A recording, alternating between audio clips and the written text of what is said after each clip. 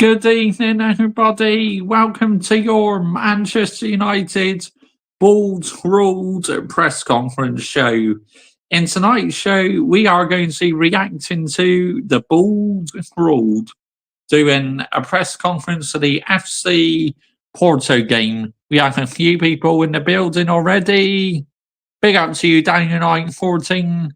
Big up to you, Hayden Cox. Yes, so it's that time again. The Bold Rolled press conference reaction. Let's see what banger Amash waffle this manager has been talking about today, shall we? Oh, yes. It's like I always get curious to hear about these things. I'm not going to lie. Oh, thank you, Hayden Cox. Yeah, and this one's exactly the same as my blue one and green one I got. I got three of them all together. Yeah, no, they're very nice. I agree with you, mate. 100% agree with you. So, right, as usual, we'll go on to the Manchester Evening News. We won't read too much again because we're going to listen to it. So, here we go. That sounds like Manchester Evening News. While you're watching live, if you are new to my YouTube channel, make sure you're liking, sharing, and subscribing to this YouTube channel, as I do loads of Manchester United content. I review football shirts and talk about loads of different games. And please subscribe as well to my Mr. Joshy J Football channel and my Mr. Joshy J F1 channel. Link is in the descriptions of this video to my two other channels. So, yeah, if you like me talk about loads of different football teams, make sure you're subscribing to the football channel. And if you enjoy F1, make sure you're subscribing to my F1 channel. Southgate United, if the ball trolled get sacked, oh my God, man, I'll be absolutely seething. I wouldn't be able to handle it, man, because it'd be like, what the actual fuck? Are you kidding me? Him going to United, get out here. What are we doing here, people? Real talk, what are we doing here? Yeah, I have read the chat. Yeah, you mentioned about Mason Mount. And Hayden Cox went, Mounts can't help having a head injury. That can happen to anyone. Yes, it can. Because unfortunately, it happened to you at cricket, didn't it? So, yeah, it can happen to anyone. You're right, Hayden Cox. Press conference, here we go.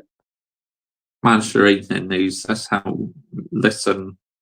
Well, we'll read certain bits first. Ball trolls will take questions from journalists ahead a huge few days for Manchester United. Well, basically, win the next two or fuck off. It's as simple as that. United were hammered 3-0 by Tottenham at the weekend, and Ball Trolled is fighting for his future again. So the next two games against FC Porto and Aston Villa are set to be crucial. Ball Trolled must secure positive results in both games to keep his job on the upcoming international break, but Porto away from home in Europa League will be tricky. Facts, it will. Porto are one of Portuguese finest sides and historically had a good record in European competition. Like they beat Arsenal in the first leg last year. I can remember that. And they forced Arsenal to extra time. Ball Trolls will speak at his pre-match press conference at 7 p.m. We'll bring you updates from the United boss as he provides the latest team news and injury updates ahead of the game. Right, here we go. So, yep. Oh, fuck's sakes. Didn't mean to close off that, but we will shut it down now. That tab. Right, here we go. Here we go. Let the banger Amash waffle begin. That's an ad. Smash the likes as well, as that also helps our YouTube channel out an awful lot. If you're new to my channel, make sure you are hitting the subscribe button, as the road to 2K is well and truly on. And Hertz is still playing at the moment. Finally be here. Our press conference for our UEFA Europa League game against Porto tomorrow evening. Simultaneous translation in headsets. Let's get going, Samuel.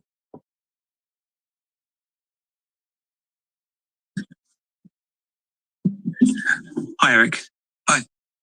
You said in an interview with Sky earlier this week that the team's still in transition. Obviously, you're into your third year. Why exactly is the team still in transition? Still in transition? What the fuck is that journalist talking about, man? You're having a fucking laugh. I mean, we shouldn't be in transition because he's been here for 3 fucking years. What are we doing here? Seriously. Big up to you, Michael. Chelsea FC. Ball trolls forever. Get out of here. You have spent a lot. The club has spent a lot of money on players. A lot of those players are in your image. A lot of players signed contracts. Why do you think it's still a transitional phase? Because, of course, first season when I came in, I think we had to replace 6, 7 older players like Mata, Matic, Pogba, Lingard. So we started the process. But also this summer, why are you mentioning ex-players, or what the actual fuck, man? But he's an elite manager. He wins trophies. Yes, he wins you a Carabao Cup, an FA Cup, but he's not good enough to win a Premier League title or, say, a Champions League or Europa League, something like that. Transition, another word to trust the process more like it. Facts, Michael. Chelsea FC. I agree with you, mate. Transition my arse. Hey, Mr. Joshy J, how are you, sir? I'm very well, thank you, Jason Chats Football. I hope you're well. I hope your day's going good. Anyway, let's carry on with this banger mash waffle. Some older players, and we replaced them with many young players, like Circe, like Lenny Yoro, for instance. And that they need time. They need time to get used to. Time for what? Time for what exactly, yeah? You don't need any time. If you're a professional footballer, you should adapt very quickly. Otherwise, it will get real big for you. As soon as you put on that Manchester United shirt, you are under massive pressure. There are no excuses. It's like, get your head in the game or get out of here. If you're not up to challenge, not up to heat, get out is my advice. Dear me, what are we doing here, people? Yeah, seriously, what are we doing? Real talk, what are we doing? Standards of the Premier League, standards of a club as United, especially, and we have to fit them in. Yeah, I have elite standards. You don't, because you speak so much banger and mash waffle. Let's get the narrative right here, people. Okay, model, and as I say, in the standards of the league where they are playing in. You've had some very good reactions to bad defeats, bad performances. What has the mood been like in training and at Carrington this week? As always, when we are not winning, we are very disappointed, and well, of course, we are mad with ours. Disappointed? No, I was seeing him, mate. Absolutely seeing him. You're the manager. You should be seeing him as well. Disappointed. Why don't you use the words you're fuming or seething? Then maybe I might have a bit more respect for you, but you talk so much banger mash waffle, mate. Honestly, it's absolutely fucking ridiculous.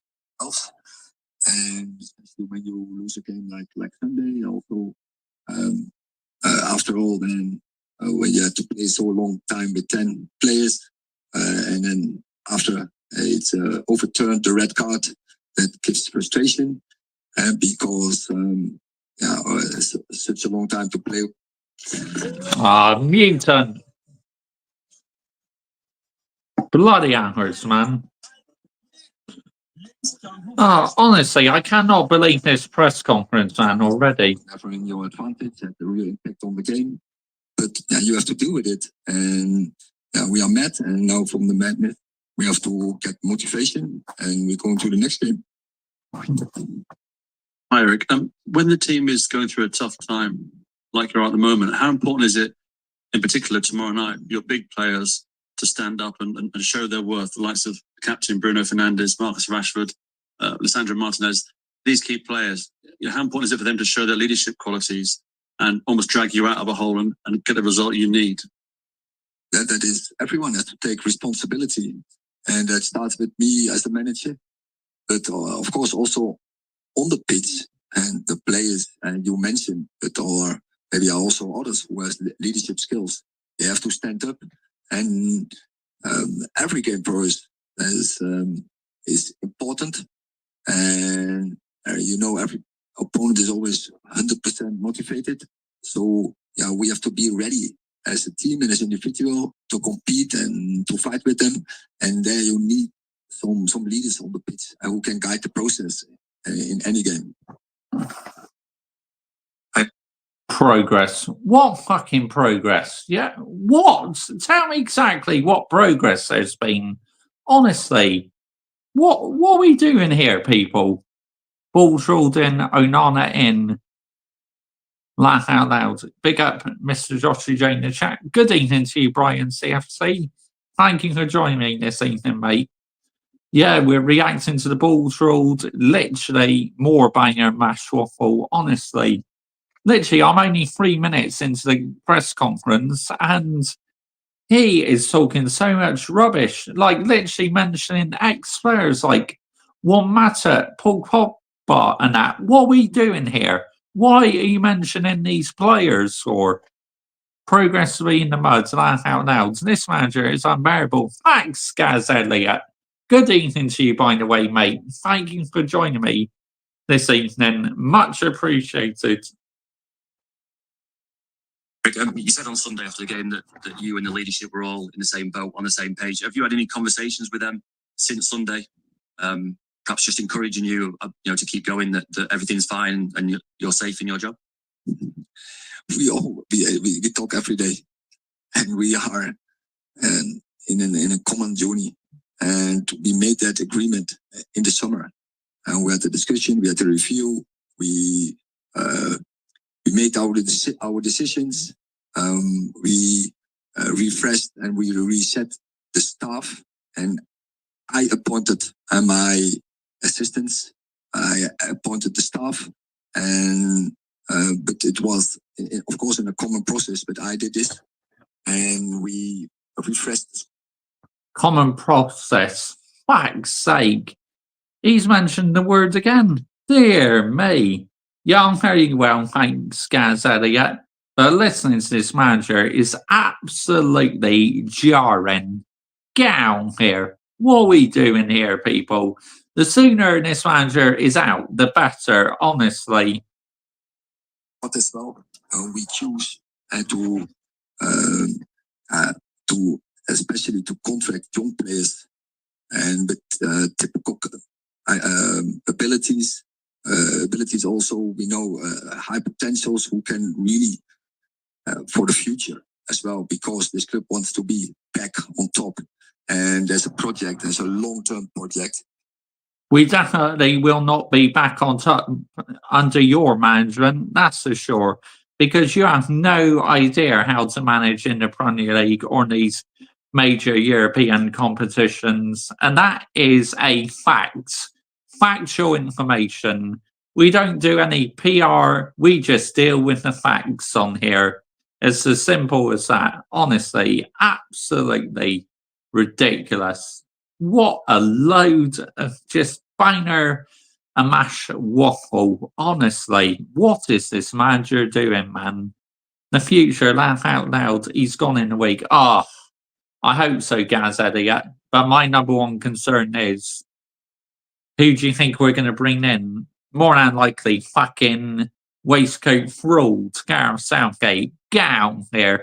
If we get him, we're finished, honestly. Done. Good night. Finished. Anyway, let's continue.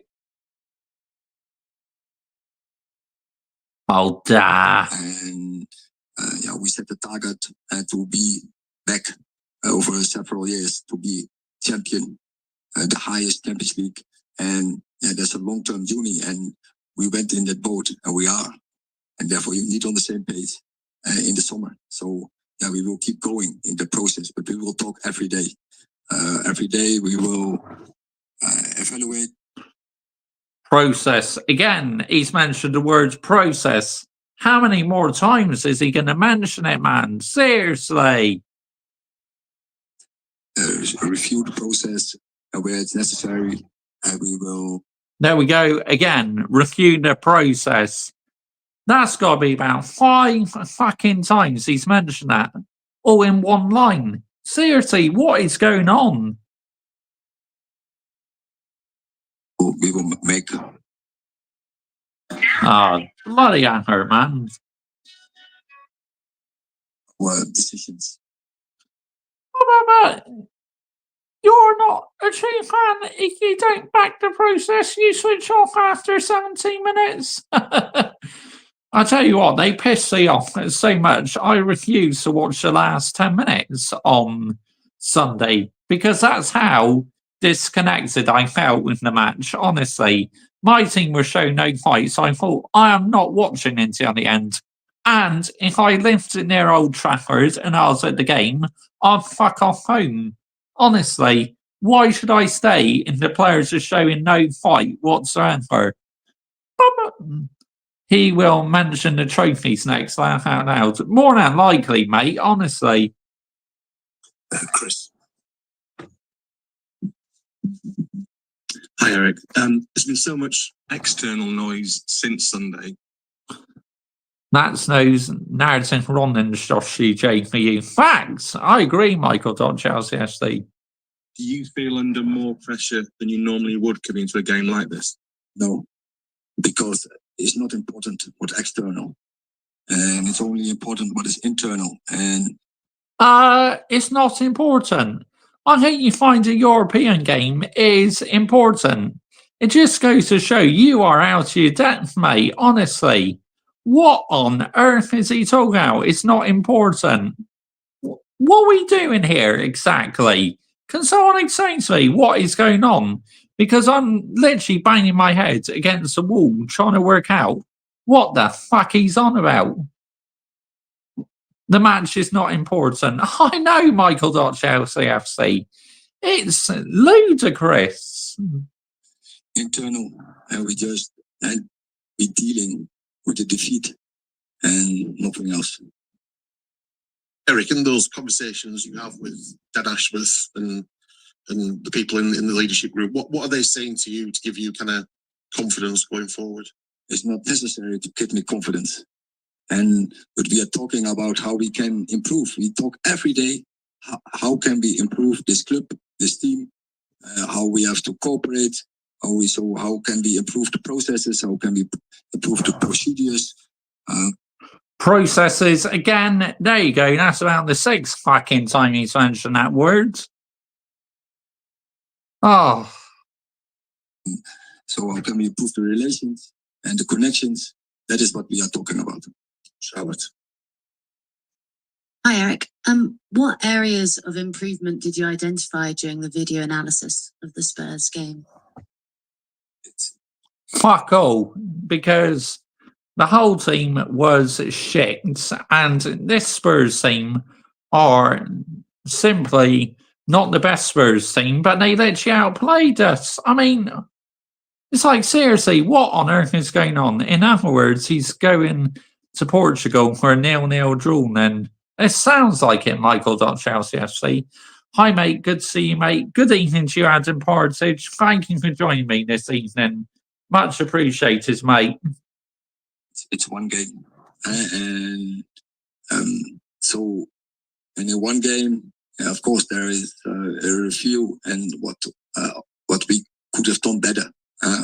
For instance, after conceding so quickly a goal, and what should never happen, then you have to keep calm and composed and stay in the game and do and stick to the plan like it is. And Gaza, his third season, 600 mils, and he's still going on about process. It's a fucking joke, mate, honestly. that is true, especially mental. And so there we can improve, definitely. Eric, could you just tell us what you're expecting tomorrow night? How difficult it's going to be, and how important it is for your players to have? It's going to be extremely difficult because Porto will not be afraid of us because no one is scared of Man United, okay? These content creators can put in the title, or they like, oh, Man United's scary. Oh, Man United are cooking. Ineos are cooking, this and that. The reality is we are absolutely useless, honestly. We're not cooking at all. At times we are freezing like a fucking ice block or something. That's the way I look at it. We're literally freezing, not cooking, freezing. We need heating up. It's as simple as that. We need defrosting because the way the team is playing is literally shambolic, honestly. This isn't Manchester United. The belief, which sometimes seems to be lacking. I think so. On Sunday they were on the point, lacking belief. But I have seen so many games also this season how they are completely confident. I see the games we played against City in FA Cup and in a Community Shield, and you see this team is such a great belief in the plan and in each other, and so no doubt. But it's every time a challenge, and when you go here, we know the ambience here. We know this is a very good team with good players, and they have a good plan. So we have to play very good football to get the right result here. Hi, Eric. Past coach Benny McCarthy has spoken about how good of a manager you are tactically. Are the players delivering the...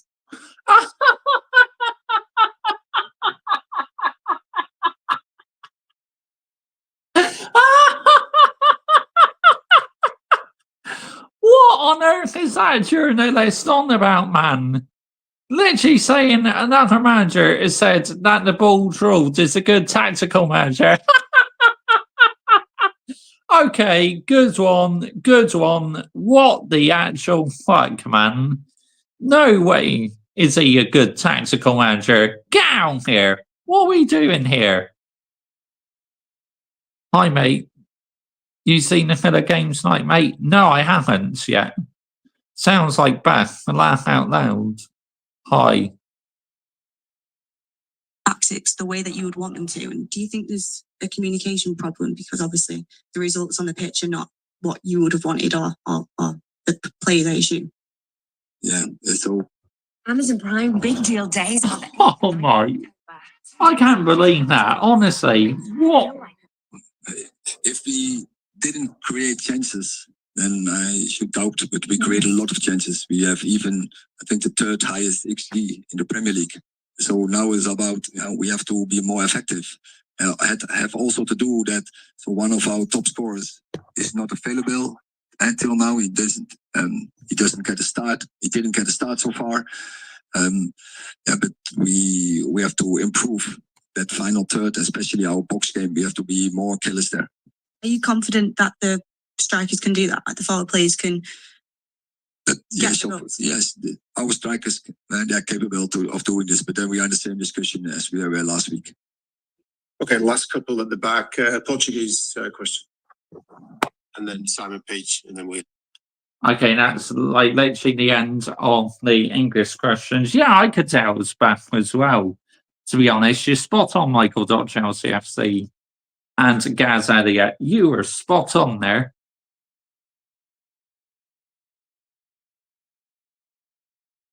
Yeah, ball trolls are talking rubbish. Honestly, it's like, how many times did he mention the word process or progress? I mean, It's unbelievable, man, honestly. Oh, and when Beth went, this manager went, oh, he's a good tactical manager. I mean, good tactical manager, my ass. No chance is he good tactical manager, honestly. Media ask stupid questions in press conferences. They do, honestly. Absolutely ridiculous, man. Honestly, it's like, wow, unbelievable. Unbelievable. But literally, the bit what pissed me off the most in that press conference was literally he started talking about ex Manchester United players and that. I mean, why on earth are you bringing ex players into the press conference for? I mean, this is now your team of players and you're bringing up ex players. What are we doing here? Seriously, what are we doing? Great PR from Goldfish has sent to Beth by saying Bulldeg is a great manager. More than likely, honestly. He's been here for 3 years and feels like he's been here for 20. I just want him out, man. I so want him out, honestly. And I listened to this Man United fan on Talksport, right? Actually, we'll expose this, Ronan, yeah? Literally, he rang into Talksport and said that he still backs the ball trolled. What the fuck, man? Hi, mate. You had a good day, mate. You done much. Basically, I literally have had a social session sometimes my social group and seen my parents and that. So yeah, I've done quite a lot today, honestly. But yeah, let's expose this Ronan who rang into Talksort, who had a conversation with Andy Goldstein saying that he still backs the ball trolled. I mean, oh my goodness me. What on earth is this fan talking about? Seriously. Nah, get on here, man. Where is it? Because I was listening to it last night. I couldn't believe it. Honestly. Where is it? Talk shites and it's either talks or talk shites. And, here we go. Andy Goldstein clashes with Man United fan who backs the ball trolled. I hope we beat Porto so he be in until Chelsea game. Ugh, fucking heck, man. No way, no way. Right. Let's listen to this absolute fraud who ran into Talkstore, honestly.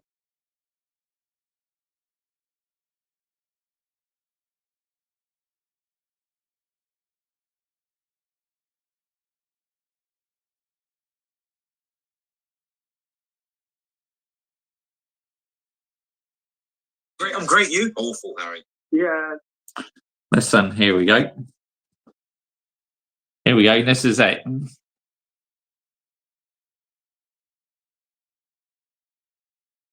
I'm not feeling great, but aren't we all? Go on, have you said loads of people want to have a take. Go on, off you go, pal. So I just feel that Ten Hag's getting a bit of a harsh rap at it, but I do think he's getting things wrong. But the question of harsh rap. What do you mean a harsh rap? Have you not seen the performances since last season? I don't think it's harsh criticism at all. It's factual criticism, actually. what is most important about Man United at the moment is since Ferguson left, what's the main problem been? Because from my standpoint, and from what I hear online, most other people. The Glazers, Ed Woodward, Richard Arnold, and John Murtough are all part of the issue why net standards have been lowered this past decade or so. Let's get the narrative right here, people. Let's absolutely have it right. Standpoint, the recruitment drive under the Glazers has always been awful. That doesn't just pose an issue for when you first sign that player. We signed Casemiro we signed Mason Mount and Casemiro for a combined approximately 120 million quid under Ten Hag. And, well, yeah. You know what I'm saying? Don't remind me. Yeah, I know. I mean, it's horrible. And that was signings that we made under Ten Hag about £600,000 in. But listen, I hear what you're saying. But here's my question, right? You're blaming the backroom staff, the people that buy the players, right? Asma, I get that. I looked at that team yesterday, apart from Xerxes, right? That was almost full strength for United. Any manager worth their salt, any manager should have got some kind of tune out of them. Well, I agree. I think there's things that Ten Hag is doing wrong. And I back Ten Hag. I think he should stay, and I think he's got a good opportunity over the next couple of games to improve. Harry, what have you seen? You think he should stay? Where in the fuck is your standards, mate? Seriously. What, you want us to potentially be in a relegation battle, do you? Where me, I want to be trying to compete high up the table as possible, because that is Man United's standards, not down in fucking 13th place and a -3 goal difference. What are we doing here? Seriously. When I was listening to this, I could not believe it, honestly. I seriously wanted to bang my head against the wall. But yeah, Adam Partridge, Andy Goldstein is a Man United fan. I agree. What have you seen so far this season and all trust the process, merchant. Bear in mind, we nearly got smashed against Coventry in the semis. What have you seen that makes you think he should carry on? Yeah, he is, Adam. He is. Last season was awful. Football was awful, and we got unlucky the FA Cup. But this season, we've had some horrible results. But actually, most fans that have been watching the games have been sitting there saying, you know what, there's patches in there where we're actually playing better football No, there than aren't. we've ever played. There's no fans that have watched United. The ball trawled has brainwashed fans. I agree. And the brown envelopes as well. You know, and social media and that has absolutely brainwashed the fans. But it's not going to work with me. I call out the bollocks. I 100% call it out. Shall I tell you why? Because I have standards. It's as simple as that. Because I do not accept mediocrity at my football club. It's as simple as that. Pick up what you do, Josh, mate. Bosh. Thank you, mate. Appreciate that. I have standards. It's about time more people in our fan base had standards. Instead of being a brown envelope, yeah? Have standards. I've thought that. First game of the season, we've never had, in this last season, we've never had patches of games where we've played. No, tell me the games and the patches. In particular, so you look at the game against FC20 in the Europa League, and it's only FC20, and we didn't win that game, and we drew. But that's 20. The way that we played. 20. They're not the teams. Man United highlights are patches against 20. That's not what I've said. No, I'll give you Barnsley. What you asked is when's an example of when we played good football? Yeah. That doesn't mean when's an example of when we've got a good result. It means when have we played good football? Yeah, but you've got to pick a decent opponent to have that argument. Otherwise, you could say we've talked about Crystal Palace for half hour. Well, why don't you say Barnsley then? Well, why would I say Barnsley instead of FC20? I've heard. Well, we played good against Barnsley, didn't we? For 7 goals. Well, Barnsley are a league. What were they? League 1 or League 2? I believe it was League 1. What 20? 20. They hardly smashed it in Europe, are they?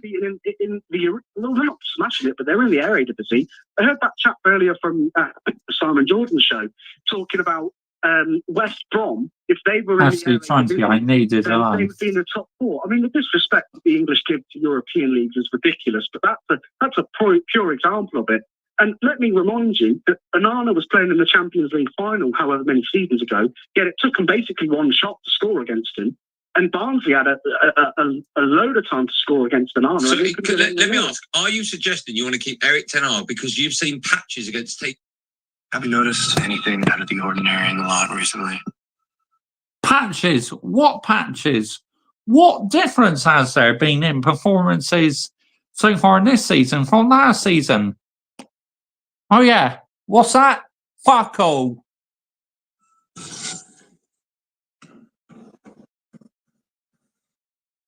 20 at home. No, I'm suggesting that the conversation about Eric Ten Hag is for fans that can't essentially hold their nerve in what is a period where we've only had one summer with Ineos in charge. Anything that Ineos have done or anything outside of the transfer of Agate, De Ligt, Mazraoui, And Harry, my only thing is that Ten Hag himself, under his watch, has spent over 600 million. Yeah, no, he hasn't though, has he? Because if you actually look at what happened in the transfer windows, when you look Porto used to play FC20 and he couldn't beat them. made it very, very aware and made everyone know. Not a huge fan, mate, to be honest. Adam. For £90 million. Anthony, we were looking at the start of the window as a essentially dual deal with him and Martinez, and the Glazers held off on it until the very end. Yeah, I wouldn't pay 90 quid for him, would you? Let me finish this. Yeah, I wouldn't pay 90 quid for him, wouldn't I wouldn't pay fucking 20 million for 21. He's not good enough. It's as simple as that. Yet alone 80 million. What are we doing here? 20 quid at the moment. But if you actually listen to what happened in that transfer, we potentially wanted it at the start of the window, and then we let the entire window go without going for him, except we did get Martinez. We got him for about 50 million quid. Then Bayern swept up a bunch of Ajax's players, and a bunch of others went to other clubs. And by the time we actually said, oh, you know what, we might need a right winger, Ajax go, no, we don't want to sell another player. But Mason Mount. Triple the price. What about Mason Mount? Wasn't the Ten Hag signing? It's very, very well documented that was actually the club saying that's an opportunity in the market. Why would Ten Hag want a new number 10? Why would Ten Hag want a new number 10 if it just made Bruno? What about Xerxes? Xerxes, what other striker are you going to go for this summer? You've got Rasmus. Sorry, are you suggesting Xerxes is the only striker Man United could have gone for this summer? I mean, Solanke's just got the Spurs for 60 million. I'm suggesting a £45 million deal for a striker that's played 4 or 5 games for us and hasn't scored yet, can't yet be considered a failure. And what a lot of people are trying to do is suggest that the signings of this season... Hold on, Harry. When you said one goal so far, when you are a striker, nowhere near sustainable. What Bayern mash waffle this man is talking about? Mason Mount is a baller. Goldstein was available. Solanke and Tony. They weren't £45 million deals. We didn't have the money to go and get Tony or Solanke. We wanted to get 4 other players, and we did. Harry, I'll be honest, you're probably the only Man United fan that will ring in today that wants to keep him. I don't think that's true, but I put that more down to, as someone said, the silent majority. Most people that are agreeing with me right now aren't calling into TalkSport and spending money to do that. I mean, it's no money, it's free. It's a free call. It's costing, Harry, it's costing nothing today. Unlike Manchester United when they spend £90 million on Anthony. I think, thank you for your call, Harry. I do think he's in the minority. I mean, who on earth would still back this manager? Honestly, even I know rival fans do. You know, like Michael Chelsea FC, he wants the ball ruled to say because he's loving Man United's downfall. Because Michael Chelsea finds Man United fans arrogant, and I agree. You know, I do not like a lot of our fans in our fan base. I think they're annoying. Yeah. Excuse me, they are jarring, annoying. I mean, fucking heck, man. Some Man United fans are so annoying. Talk so much bollocks, honestly.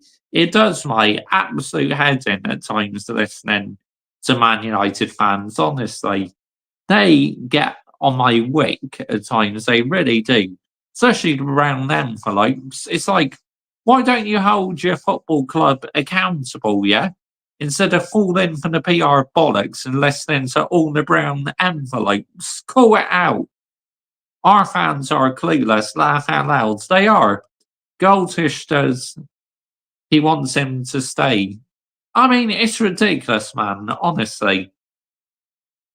Right, let's see what they've been saying.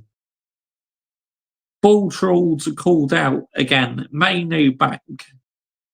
I mean, right, let's have a listen. I know, that's why I know. No, we don't want to fucking listen to that, do we?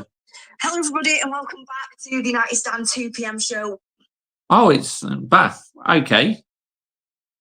Yeah, I quite like him, to be honest, because it sounds like he holds standards to Man United, Andy Goldstein. And I used to like the show he did with Jason Cundy as well, the sports bar. Let's see what. Let's have a quick listen to what Beth has to say. We have so much to discuss. Kobbie Mainoo, we thought he'd be injured for a few weeks. He's already back in Manchester United training. Could he start against Porto? Do or die for Eric Ten Hag, as I'm not going to lie, guys, some quotes coming out from Fabrizio Romano where it does not look good for Eric Ten Hag. He has 2 games to save his job. Will these players turn up and fight? I will do anything for pound notes. Fabrizio Romano, who is on the Chelsea owners' payroll system. Let's get it right. For him, well, according to Benny McCarthy, it looks like there's some players in that dressing room that aren't up for the fight, and he's not the only one who said it. I've heard a lot of people in and around United telling me this information for quite a long time now. Don't bring it to the shows because, you know, people say, Beth, where's your sources? Where's your sources? There is people that I know that have told me the same information as what Benny McCarthy has said, and I know Mark covered that on the morning show, but what he didn't cover was Benny McCarthy also calling out Eric Ten Hag's lack of passion, lack of personality. Is that why he can't get the Manchester United players on board? Along with a little bit of positivity surrounding Eric Ten Hag. And he's shown no personality on the touchline this season. I mean, it just looks so flat, honestly. It's like, I think he knows he's gone, to be honest, that the sack is very close. Tactics as well, and an Eric Ten Hag admission. We've got so much to talk about, so little time. I'm joking, we'll still do a good show here, but we are a little bit late and I do have to apologise for that, guys. We are in Porto, hopefully to see some good football tomorrow night, but based off I like the sports bar. Love Andy Goldston too. Back on there, I would, mate. And the players have to fight for him, the way he did in the FA Cup final if Eric Ten Hag is to keep his job. So sorry about the lateness. But no, they're not fighting for him, are they? Because it's clear as day, these players do not like the ball's ruled. Because the ball's ruled is a bully. Let's get this one right. I'm sorry about that. I thought, you know, we might have a new manager by the time we end up getting live here, 10 years later, but there was a few technical difficulties. Oh, I mean, my goodness sake, I would do anything now to get in another manager. But your patience, I'm very, very grateful for it. So anyway, guys, let's get on with the show. First bit of news, Kobbie Mainoo back in training. Love to see it. Harry Maguire back in training as well. Gone under the radar, Harry Maguire, of becoming a little bit injury prone, always out here and there. Isn't a starting centre back for Ten Hag, so you don't notice it as much. But the squad is stronger with Harry Maguire in it. He is back in training. Mason Mount was missing. Mate, do you? Yeah, I do. A precaution for Porto, which makes me think he's not going to play. I don't think they'll risk him, especially with all his injury issues that he's had previously in a United shirt. It's just best off not risking him. Bruno Fernandes isn't, I mean, he was never banned for this game, but he's not banned against Aston Villa, the upcoming Premier League games now. So there's no need to really try something different because let's be real, Bruno Fernandes is going to start for Eric Ten Hag. He's a really important player for him. Eriksen's there. You're not massively in need of him. I agree. He is. But some really interesting news as well. Jack Fletcher, the young midfielder, wasn't involved with the under-21s last night, was in training. Looks like he could be in the squad for this game. So some really good experience for him. He's having some really good spells at Manchester United, had a good season last season, started the season really well for Manchester United in the under-21s. It'd be interesting to see him as part of the squad. Obviously, Darren Fletcher's son, but a really promising player in his own right. So that's a little bit of positive news to start the show. But we have to speak about it. Eric Ten Hag. He's been doing some interviews. I think he did an interview with Sky, and a lot of quotes came out from that Goldbush spoke about on the morning show.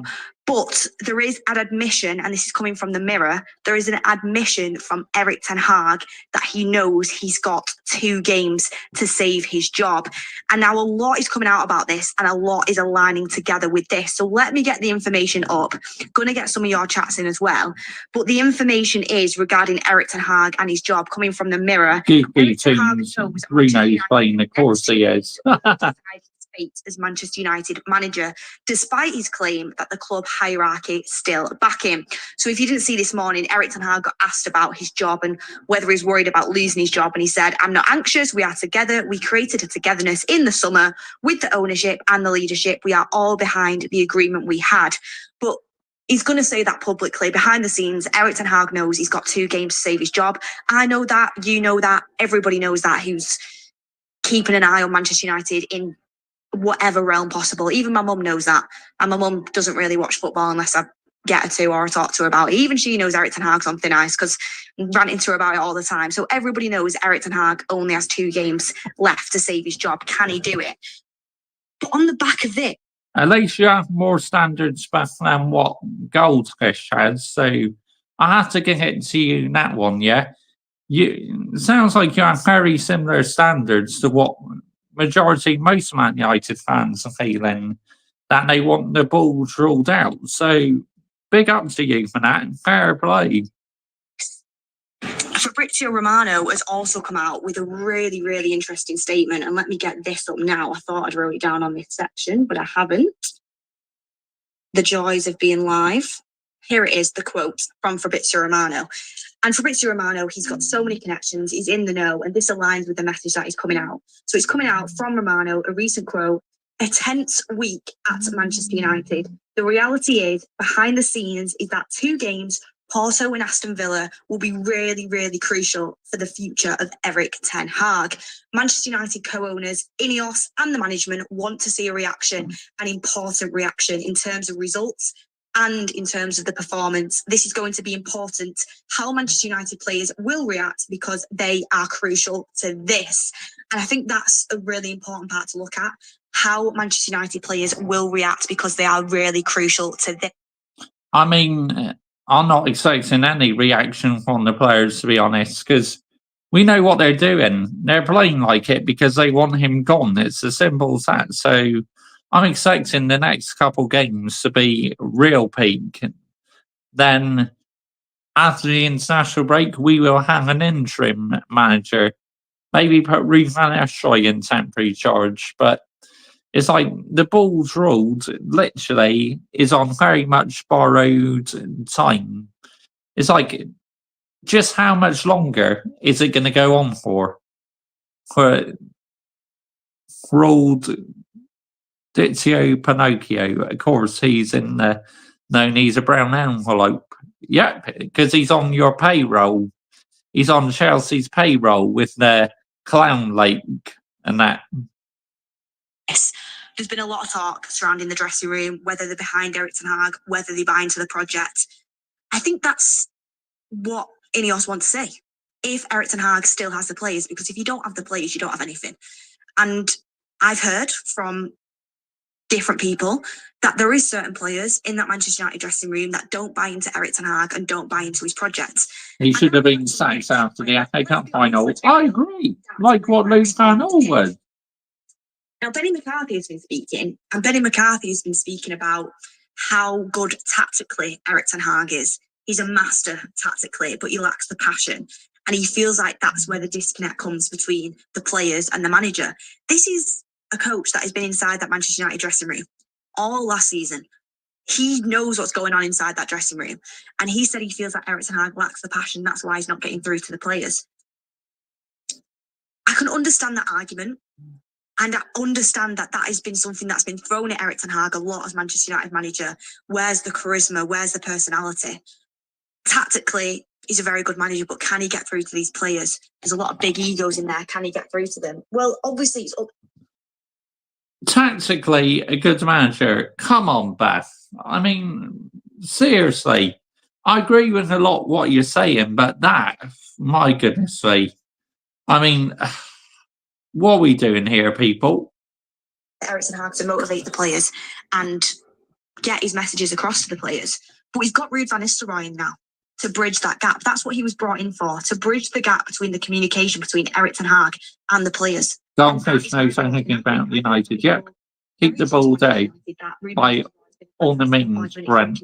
To bridge that gap between the relationship between the players and Erik ten Hag. Erik ten Hag knows a lot of them players. He's coached them before. I don't see this as an excuse. And also, just to bring it back to this point, you shouldn't need somebody to get you up to go and put the shirt on and play for Manchester United. You should be ready to fight for every single tackle, you should be willing to cover every single blade of grass if that's what it takes. You should want to put your body on the line. But what I'm hearing, and what's come out from Benny McCarthy as well, is that Goldfish is Bulls from solicitor. There's something that's been going on at Manchester United for a very long time now, where mediocrity has been allowed to thrive. At your gym. Get all the flex you need with no contact. Wrong, though, because there should not be any mediocrity at Manchester United Football Club.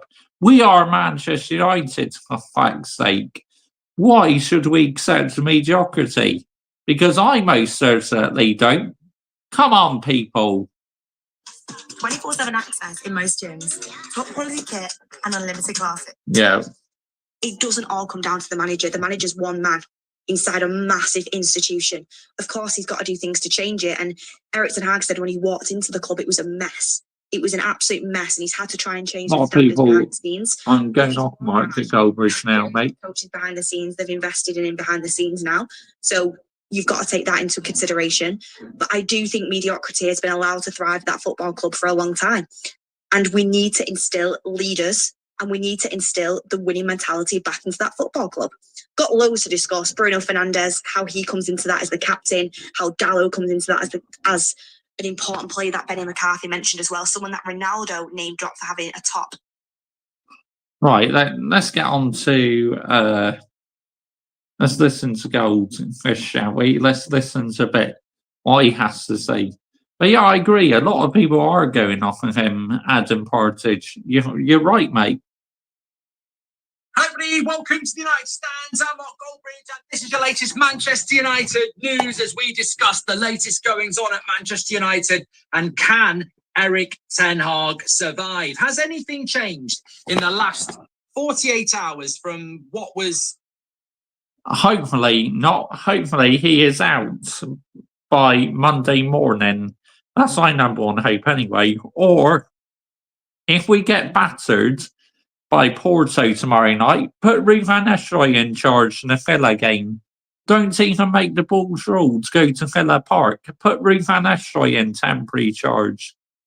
Would you like to meet Beth and talk Man United with her, mate? I mean, she's certainly interesting, and I think she holds a lot more standards than what Goldbridge does, that's for sure. She's even got her own YouTube channel now, Beth.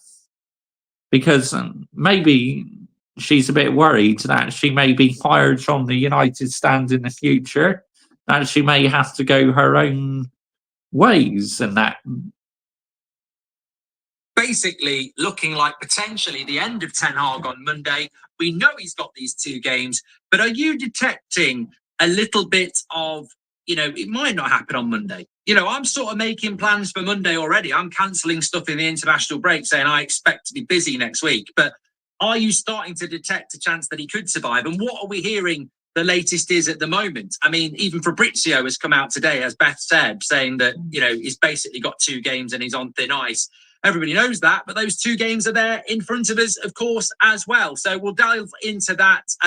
Just want to say at the very start of the show, I'm in a right angry mood. I've just been playing EAFC, and it's such a frustrating game.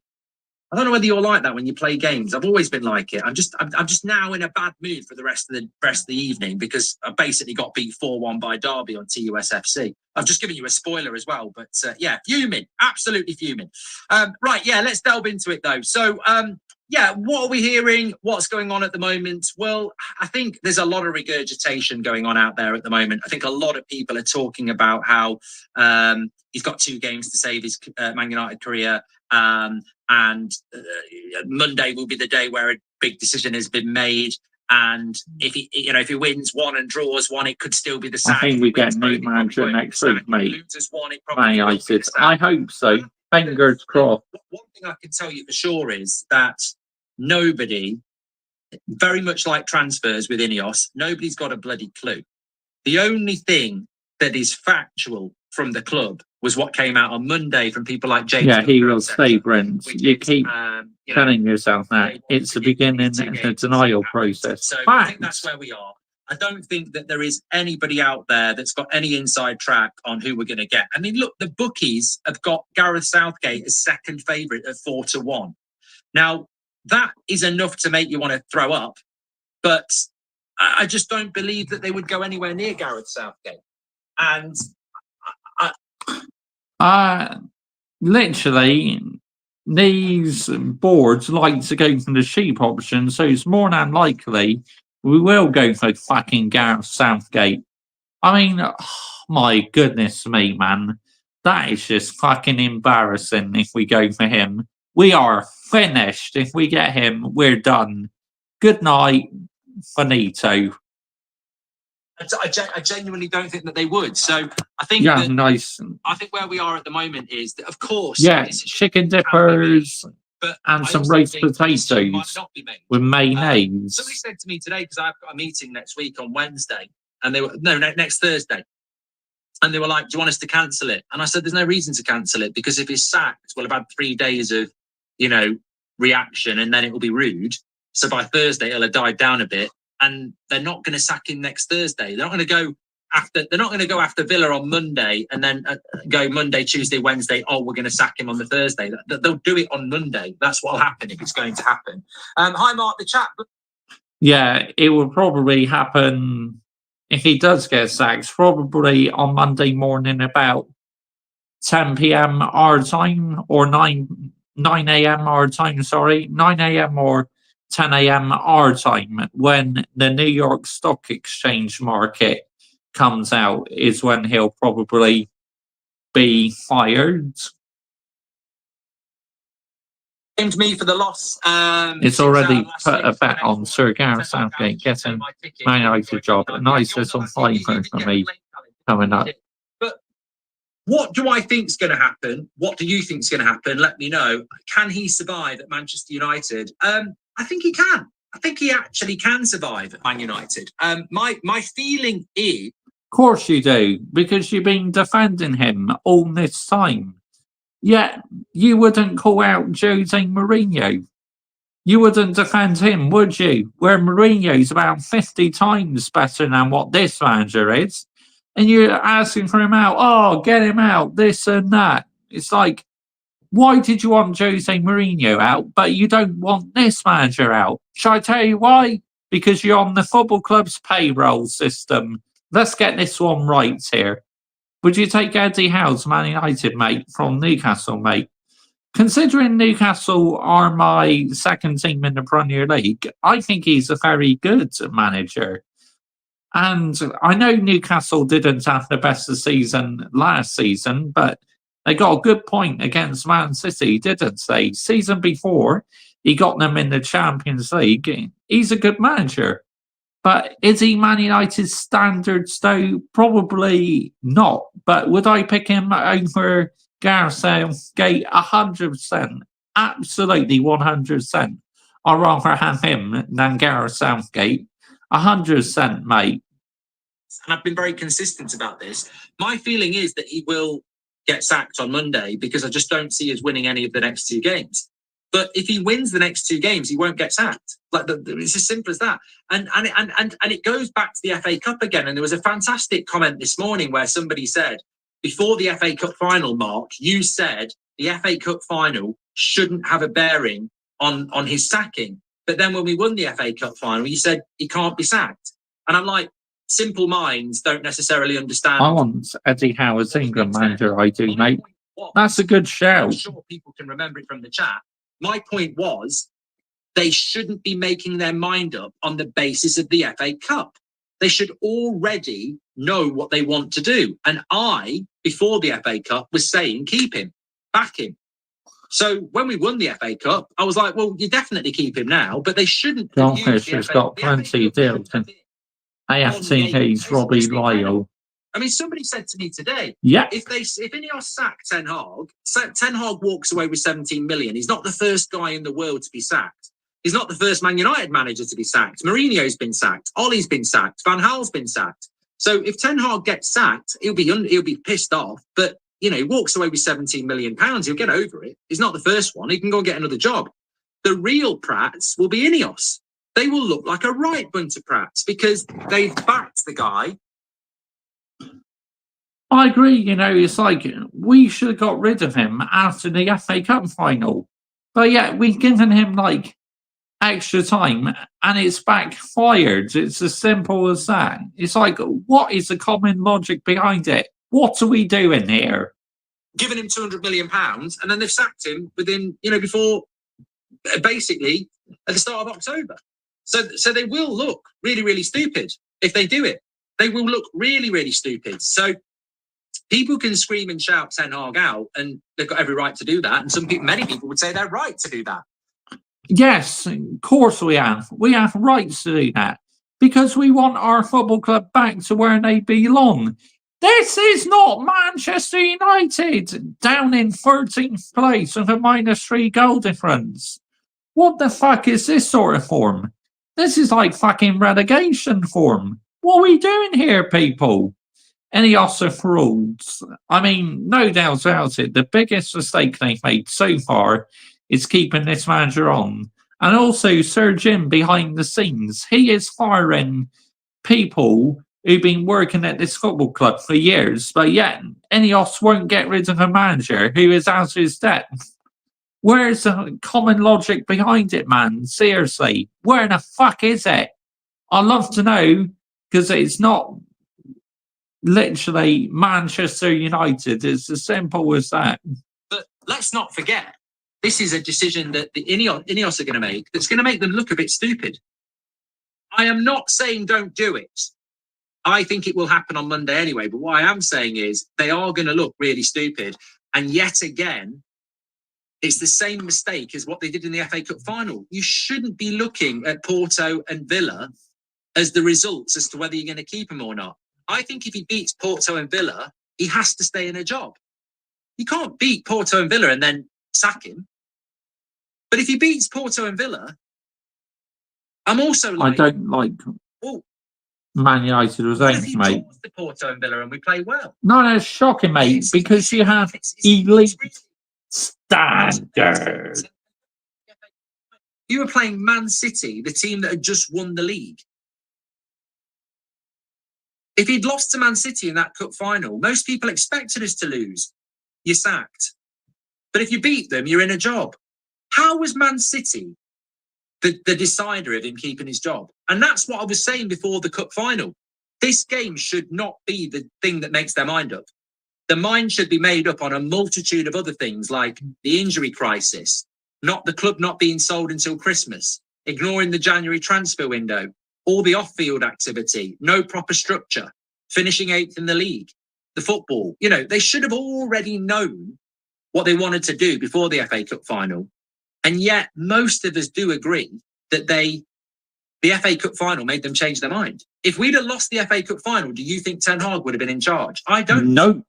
For me, I don't think that should have been the decision maker. I would have said before the FA Cup final, there's your contract, you're staying. That's what I would have done. But if, on the other hand, I also would have said he's sacked no matter what before it. Doesn't need to come out publicly. But the fact that the FA Cup final changed their mind, I just thought, how can one game against Man City decide what's happened in the last 2 years and what's going to happen in the next 2 years? And the same thing's happening here. How can Porto away and Aston Villa away decide his future? Because whether we're top of the league or relegation zone, Porto and Aston Villa away are difficult games. Porto and Aston Villa away for Arsenal would be difficult games. They'd be difficult games for Ipswich. They're difficult games. I don't really get why they are the reason behind it, other than accumulation. Accumulation of bad results, I get. But surely you already know. Surely you already know. So, look, honest answer, will Ten Hag survive? Well, if he wins the next two, I think he has to. But what the parameters are for him to be sacked, I presume would be, I think the Villa game. I don't think tomorrow sacks him. I think the Villa game sacks him, to be honest with you. But where we go next then would be Ruud van Nistelrooy and then probably another coach after that. If a new manager comes in, do they get rid of all Ten Hag's coaches after such a short period? They've been in a job. More unrest around the squad, says David Benson. Well, if you read Van Nistelrooy and you're Rennie Heck left the job as a coach, as the coach of the team, and Ruud van Nistelrooy rejected the Burnley job. So it's just a weird situation, isn't it? They're definitely Ten Hag picks, Van Nistelrooy and Heck. And yet if he gets sacked, they become interims and probably get replaced as well. It's chaotic again. Look, this is not a reason. How's my As goal, I said Bruce? so Oh, many come times, off I don't want to go YouTube, down mate. that avenue. That's why I'm still. That's not going to happen, no. Go down the Ten Hag in, Ten No Hag out chance. road, because I don't think there's any relevance to it anymore. I think we all know what's going to happen at the start of next week. But what I will say is, if they do sack Ten Hag, it's chaos again. It's Man United in crisis again. It is chaotic again, because you've got so many players that have been brought in very, very recently. I mean, the amazing thing is, if Ten Hag gets sacked, his second biggest signing, Yoro, never played for him in a competitive game. But it would be chaotic with regards to Heck and Rude and the new goalkeeping coach and the new set piece coach. It's like there's a lot of stuff in there. But that happens. That's not a reason not to do it. If what McCarthy said is true, should all this be levelled at Ten Hag, and would a new manager make a difference? I think we should stick with Ten Hag this season, says Danny H. Well, look, I think Beth mentioned it this afternoon, and when I did the show this morning, You're a brown envelope, and then anyone who wants this manager to stay, you're falling for the PR. Honestly, let's get it right. I like you over Mark Goldbridge, Josh, mate. Because literally, I have the minerals to say it how it is. Like on this YouTube Shorts video I did on the United Stand have lowered the standards at this football club, and that literally, you know, the amount of comments. I mean, I'm still getting comments on it. People actually think I'm attacking the channel, but I'm not. I'm just giving an opinion on it. But I bet you not many on YouTube had the balls and the cohesion to call out the biggest Man United fan channel. So, yeah. I was just totally locked in by what Benny McCarthy had to say about players not working hard in training and on the pitch. I completely missed it because I saw it on an aggregator Twitter account, and I just took that quote and I used it for the morning show.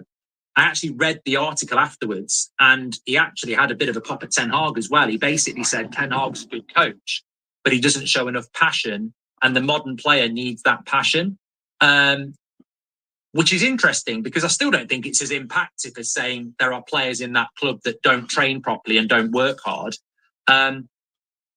which is massively damaging when we've seen that under other managers as well, Ranić, Ollie and Mourinho. But that is honestly a very public. I don't look on it. You know, if I'm being completely honest, I don't really. Despite what I said this morning, well, I did say this morning actually. I don't think Benny McCarthy comes across that well. To be honest, I only got half the story this morning. I don't think he comes across that well, and I'll tell you why. Because Erik Ten Hag gave him a job for 2 years, and I think you've been given a job. And then he's got rid of you, and then you've thrown him under the bus to the world. And I just think that's snaky. I think that's a bit classless. I know he's probably bitter that he's lost his job, and maybe he didn't deserve to lose his job. But you know, it's a little bit when a guy is really struggling to just go and throw him under the bus. But what really disappointed me about it was that, obviously, when he's saying that Ten Hag's got no passion, we know he's talking about Ten Hag. But his bigger part of the interview was players aren't working hard and they're not working hard on the pitch, but we don't get their name. So yet again, this is what annoys me about the reporting around Man United, whether it's Ole Gunnar Solskjaer, Jose Mourinho or Ten Hag, we always know when they mention the manager, it can only be the manager. It can only I did have a cup of tea tonight, yeah. Jose. But we always enjoy stories with Jose and Ollie and now Ten Hag about players who weren't putting the shift in, but we never get to know their name. So the manager is always the guy that takes the brunt of it. Because Benny McCarthy, for example, says, Ten Hag's a good coach, but he's not passionate enough and the players don't respond to him. So, you know, Ten Hag's a good coach, but he's not passionate enough. And that's a negativity towards Ten Hag. No, it's not, because he's not good enough. It's as simple as that. Negativity. What are you talking about? Negativity. Yeah? It's factually correct. He's not good enough. What are we doing here, people? Seriously. Right, anyway, I just want to go back to one of my videos. Mr. Joshy J and the United Stand. Here we go. You can watch my YouTube Shorts. Here you go. Look at that. See, look at the views on that. 4.2k. Wow, unbelievable. There, look, see? That's mad. Right, anyway, let's have a listen to it. Let me know what you think. I am absolutely sick and tired of these two PR and fan channels investing so much bollocks into our fan base. They are part of the issue for lowering the standards at Manchester United Football Club. Oh, back here too long. Get behind him. Don't keep changing managers, this and that. Shut the fuck up. Your two channels are part of the issue in this fan base. This is why this fan base is clamped, because, you know, you keep going on about so much stories for click and views and that. You're absolutely, this is why the Sanders has been on the floor the last decade or so. Just absolute BS. I call out the BS. If you are a Manchester United fan and want to listen to a fan call this out, please subscribe. Yeah, basically, that is what I said, you know. Let's see the comments, you know, some of them are absolutely laughable, honestly. It's unbelievable.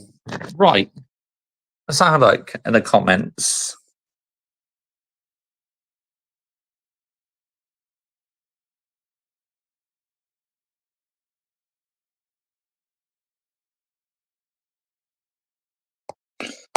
Let's start off at the bottom.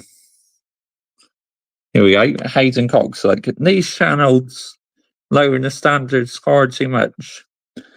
When is your next stream? MUFC Racer, they said we were robbed, delusional, and now he basically can't dig at number 10 because on payroll. Facts, Mark Goldbridge is on the football club's payroll. This isn't really rude comment, but it said, I don't think there's anything wrong with backing ETH. And my reply was, absolutely not. I'm not going against fans being ETH in, but he is just not my manager, sadly. Who is your manager? My money is on Tim Sherwood for him. What, you think I want Tim Sherwood as manager? No chance. Absolutely no chance. You're a West Country plastic SB. Our game going Manx. Shush. Talking utter bollocks. Try going the game and you'll see just how many inside the ground back the manager. I appreciate the fans who are still ETH in, but these fan channels do talk PR bollocks though. Match going fans backs Moyes until the end doesn't mean anything. I mean, he didn't even last the season, did he?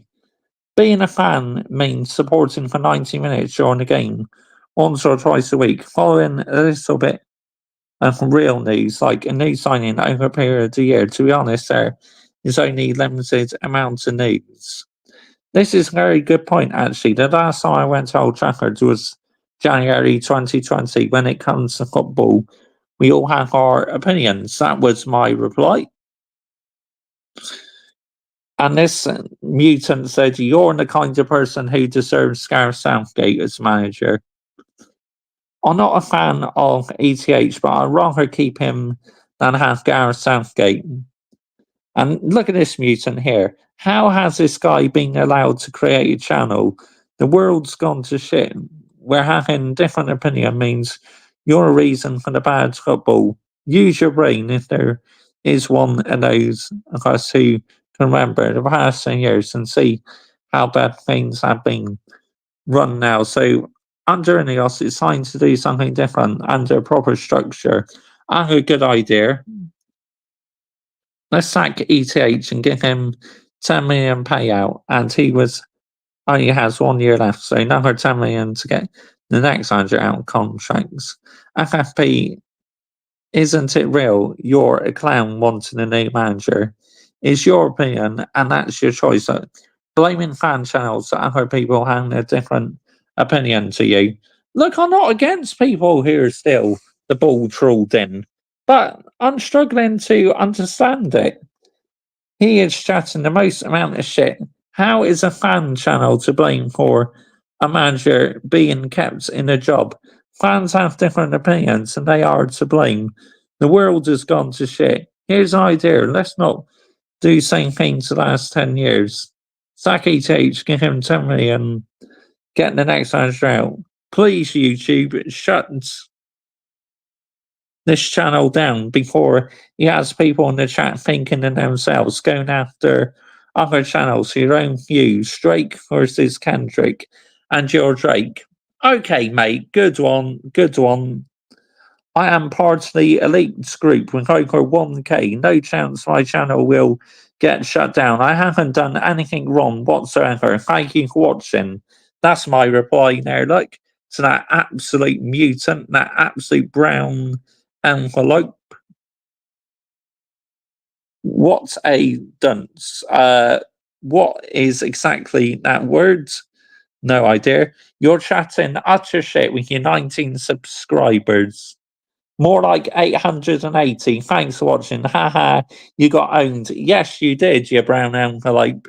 You got absolutely sat down. Spot on, mate. See, Jason Talks Football agrees with me. Thank you so much. There is zero comparison between Motti and Goldbridge. The late great Motti was a fantastic commentator. And then someone replied, not. I thought he's good, man, honestly. But doing the same as them, you sound like Fred West. Thanks for watching, that's my reply. It took Fergie 7 years, so batten down the hatches. Bollocks, because we could be in for a bumpy ride. What phase is Shabby Alonso? Look at what he's doing. I mean, look at Shabby Alonso. He won the Bundesliga last season. The fact you're saying this proves you know fuck all about United or Alex Ferguson. I think you find, mate, Austin Reynolds, that I know a lot about Manchester United. I've been supporting them for 25 years. Yeah, absolute brown envelope.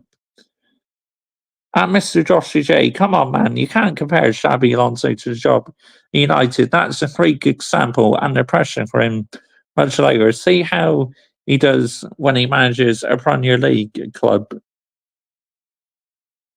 Get a grip, lad. Oh, don't want to do that. Thanks for watching. That's my reply again. So standards are Man United down because the United stand. I think you need a little word to yourself and perhaps take your own advice. The United stand has become like AFTV. Thank you for watching anyway. That was my reply. Then once again, he replied, it really isn't. I agree that the thumbnails are more clickbait. That I can agree on. There's no doubt about it. They are clickbait thumbnails. Let's get it right. And some of the presenters aren't great. They do have connections, and in majority speak sense. The division in the fan base comes from ages. I am more Mark's age. Remember pre-Premier League, what the standards were like, and the players it had become Goldbridge stands. But I agree with a lot of what is said. I don't see what attacking the massive fan channel does for you. But this is the thing. I'm not attacking, okay? I'm just giving my own opinion. Focus your passion on United and tell it from your point of view. You're an interesting fella, a little bit of polish, and I would watch you. If you need any tips, my channel is 187k and happy to guide you. Then my reply was the thumbnails what annoyed me the most when Mark said we got robbed against Man City and the Etihad. We got outplayed in the end, which is true. Did your mum lend you your old Nokia to upload this? Then my reply was more like Samsung S24 Ultra. I used to have a Nokia now. I did. A Nokia 3500, I think. That's what I was. Not all heroes wear capes. Supporting on the spectrum. My reply was just getting my opinion. There is no manager that has managed United better than the ball trolled since Sir Alex Ferguson. Trophy-wise, yes, but in the Premier League in Europe, out of step. But I would rather keep ball trolled than have Southgate or Roberto De Zerbi. Special needs options. Okay, thanks for watching. Brown envelope. Ten Hag ball trolled his country mile better than any other manager we had since Sir Alex Ferguson. Okay, mate, good one. Good one. Really? You think he's the best manager we had since Sir Alex Ferguson? Do me a fucking favour. The problem is we can't get rid of any players' wages, and we get ripped off every single. That's not on the ball trolled. Literally, this guy actually replied with a very sensible comment. My reply was the problem I have is as well, we have only made 2 signings, inexperienced players instead of experienced. This is not on the manager. Yeah, that was on Ineos. I agree. I like the signings, I really do. But when Ball Trolls wanted Kim Min Jae, he got Evans. When he wanted Dion, he got washed out Casemiro. He wanted Gapu, he got 21. And we could have got 21 for 35. The club paid 85 after negotiating 3 months. We wanted him top 6 and got Amrabat on loan. We wanted a top left back. We got regularly on loan. Ball Troll does not have his choices as we have oversent. Well, obviously, he's been backed in this window. I love the idea of signing young talent and it will pay off, but we need impact players too. But we are paying the price of years and neglect by the Glazers. That I 100% agree with. All very good points, I agree. Anderson, Ronaldo, Nani, Akra, Vidic, Valencia, they're all inexperienced young players, most of which become cult heroes. We were renowned signing young, experienced, but talented players and we dominated. Then went through the period of Woodward and the Glazers trying to be Real Madrid, only they did it wrong. The signings has been stupid money. The transfer window's been amazing. We'll be back in a few seasons, maybe for a different manager. Yeah, who knows? You and fans are like a part of the issue of this fan base. Really? What? I'm part of the issue, giving my opinion, am I? You lot of fans who fall for PR are also part of the issue as well. That was my reply. Brush your teeth, you Wally. Okay, mate, good one, good one. Thanks for watching. Someone has been on the Scrumpy Jack. Thank you for watching. And look at this one. Who ordered a bell end? Then I replied back with laughing face emojis. I think you're deluded, mate. Just giving my own opinion, and I'm not attacking the United stand. I'm not that sort of person. I'll never try and get it shut down, which is true. I won't. I'll never try and get a channel shut down. You know, if you're doing it for a business, good luck to you. You sound like a local fan, Somerset, and you can support United anywhere in the country or around the world, which is facts, absolute facts. Fun drinking game. Take a shot with this dollar store. Goldbridge says, absolutely jealous much. Not one bit am I jealous. Because I'm not. Why in the fuck would I be jealous? You're talking absolute. This one did actually apologise to me. So big up to this fan, yeah? You're talking absolute bollocks, mate. No harm to you. It's called a difference of opinion. You're the sort of self-entitled fan who has stacks Fergie. You want instant gratification, find yourself another team. And this was my reply, yeah? I said, I'm not saying fans aren't allowed an opinion. As a fan since the late 90s, no way was I ever Sir Alex Ferguson out. No chance. And his reply was, fair enough, lad. but the fan base needs to come together. Our job now is to back the shirts. I'm doing it right now, but complaining online about each other's is pointless. Let's get behind the lads, and indeed, until he's not the manager. It took Fergie 6 years, you know, on Fergie dealing with the long shadow Busby. Everyone, and in particular ETH, is now dealing with the long shadow Ferguson. We are all under Ferguson. The media especially told to go and fuck themselves, and they didn't play by Ferguson's rules. The media is having its revenge.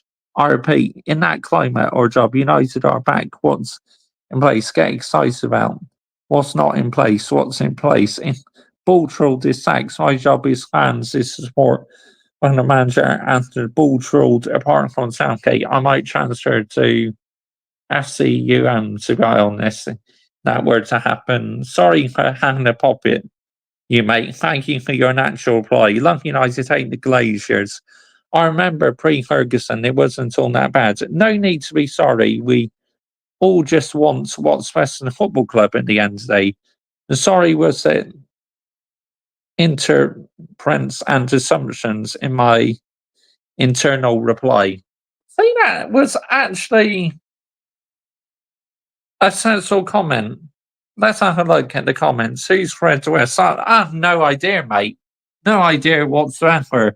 But basically, yeah, a couple, quite a few mutants on there, which is to be expected. But what I got to understand is I'm not actually attacking the channel, yeah?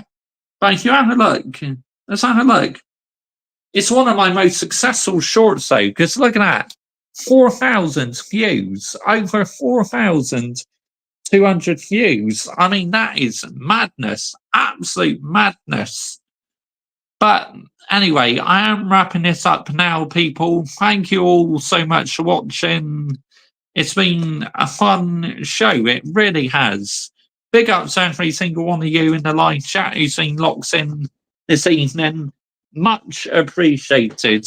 I appreciate every single one of you who's taken the time and effort to be part of this stream this evening. I all hope you enjoy the rest of your nights, and let's see what happens in the Europa League game. But, you know, I'm not feeling too hopeful. I'm really not at the end of the day. But yeah, big up to you, Adam Partridge. Big up to Michael.Chelsea FC. Big up to Brian CFC. Big up to Hayden Cox. Big up to Gaz Elliott. Legends. Absolute legends. Bosh. Next time, Mr. Josh DJ in the chat. Bosh, indeed. Absolutely brilliant show. Pure minerals landed. Great stream, mate. Bosh. Yep. It's been a great show. Listen to manager talk Bayer Mash Waffle. Yep. Thank you all so much for watching. Good night, all.